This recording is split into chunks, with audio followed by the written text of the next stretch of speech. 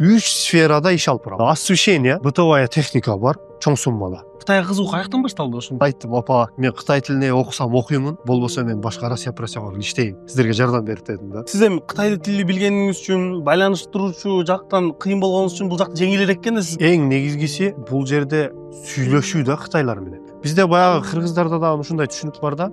Кытай десе эле бүт бардыгы честный деп ойлой берет. Кээ бирки кытайлар үчүн бул бирөөнү алдап кеткен ийгилик болуп саналат. Сиз карантин убагында ушул ишкерликке көрө кызык баштадым деп атпайсызбы? Эмне себептен болуп калды? Мен баягы ишкерликке баягы акчанын даамын татып алгандан кийин Уже кыйын экен ал нерсечи.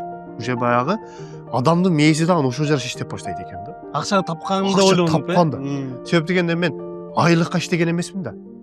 Айлыкка иштегенден кийин адам өзү мээ автоматически өзү ойлонуп баштайт экен да бул жакта. Канча көбөйтсөм болот деп. Кантип көбөйсөм, кантип өзүм акча тап. Мына өзү содада береке бар дейт го, жаратканчы. Бул канчалык чын? Сен бир нерсеге жетиш үчүн ошол нерсени оюңда көбүрөөк алып жүрүшүң керек да. Алыстабай иштейбиз. Алыстабаш керек. Адам өзүнү башкарыш эмес, оюну контролдогондо көп жетет да бир нерсеге.